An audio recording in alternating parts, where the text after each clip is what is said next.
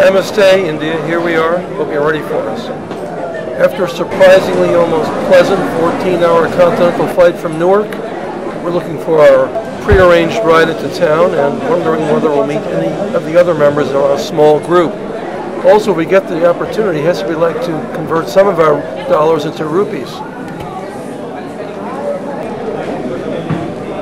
Hesse spotted our contact, the man with the red sign he's holding above the rail.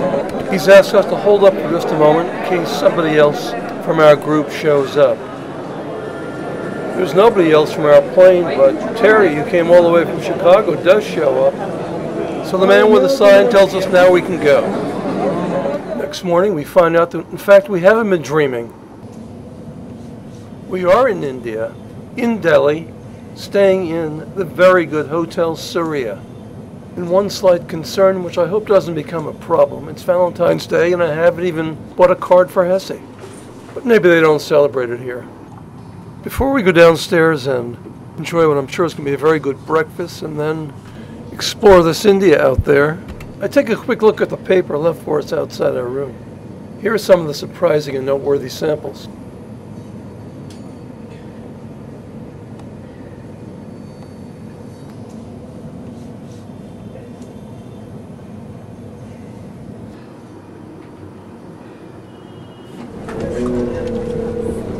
After breakfast and an orientation, we're heading out to Old Delhi.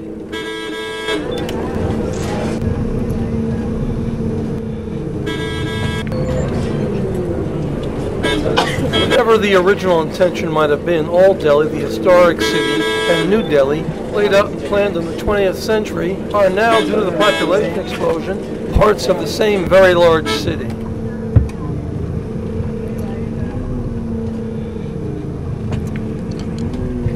Look at the wonderful fruits they are selling on your right. Grapes, sweet lime. The potato-looking fruit is chiku. It's very nice. One should, if you get it in the hotel, in the breakfast, you should try. On the right, you see the brown. It looks like a potato.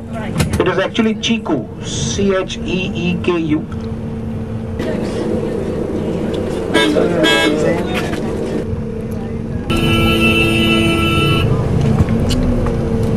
When we rode in from the airport last night, we noticed that many commercial vehicles had signs on the back that said, "Please honk." We thought that was very odd. However, we can already see that this is the safest way to navigate sometimes in this kind of traffic. Look at the schoolgirls. There's a school on the left. All wearing traditional clothes with a scarf.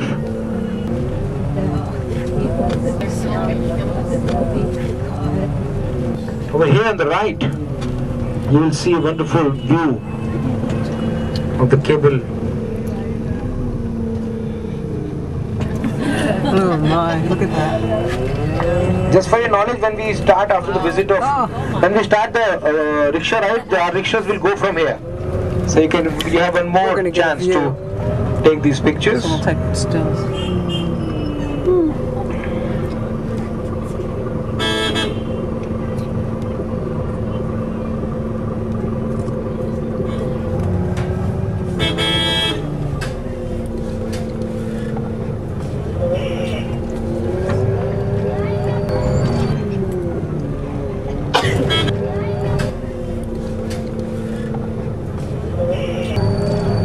That's the mosque in front of us. You see, we have to go upstairs.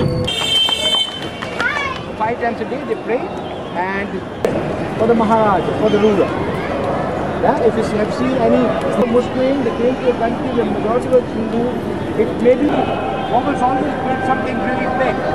Imagine this mosque was built for one person. No, you can go inside. These were Muslims. They were Muslim believers and they were living and come through this gate.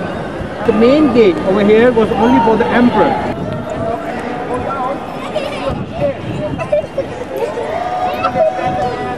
There's an exterior door. In between, there's on his face.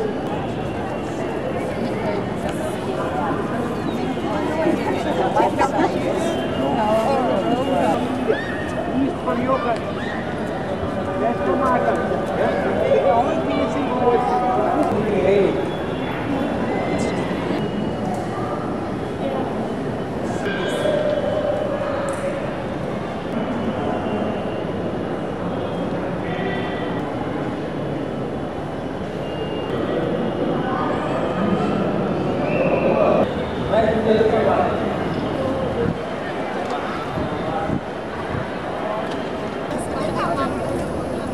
English translation of the original name of this mosque was something like the mosque commanding a view of the world.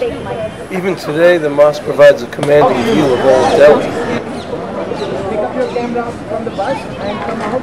Just outside the mosque, we meet our somewhat feeble-looking but very dogged and determined rickshaw driver and head off to the bazaar.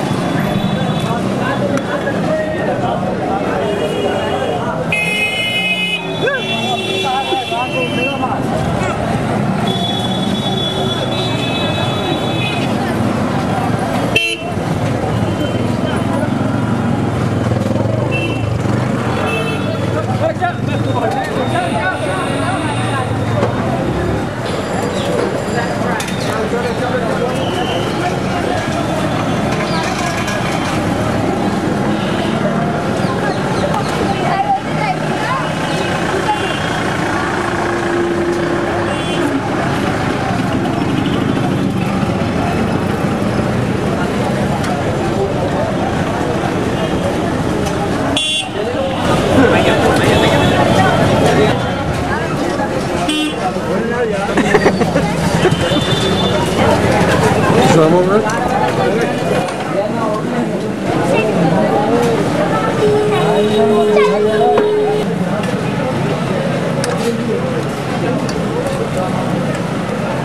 Russian nesting dolls.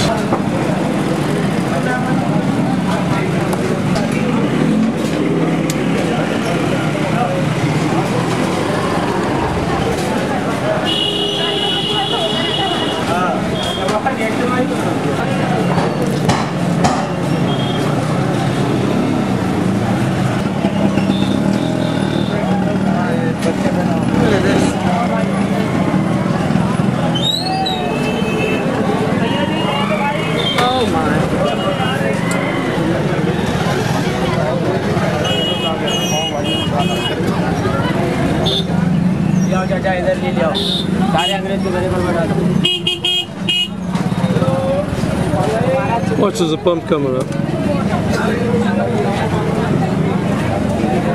Thank you.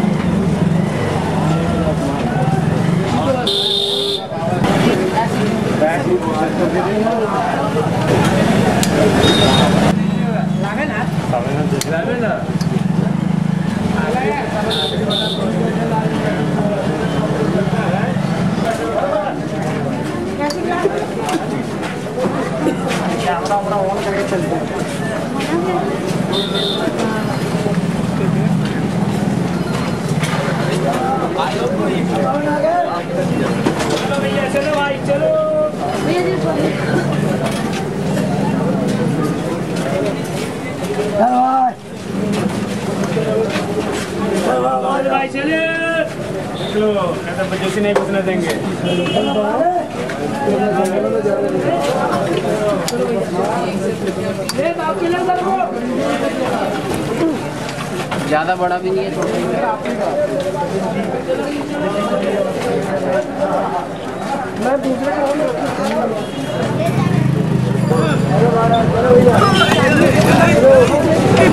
This is almost like the extreme boat ride.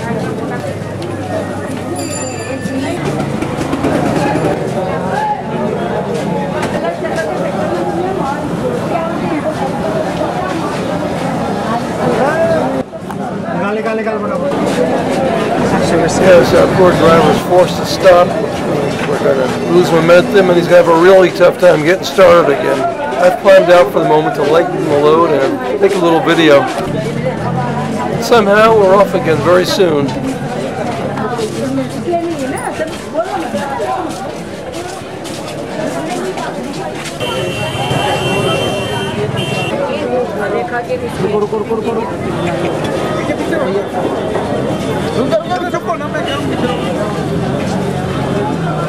As you can see, there's a long stretch here where we're either stuck again or moving very slowly.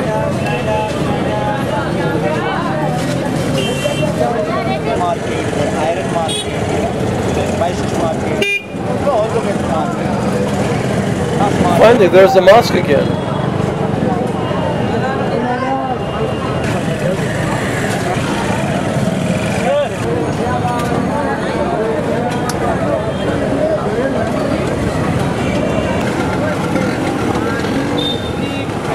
And after a somewhat longish half an hour, our smiling driver's gotten us back. Thank you very much.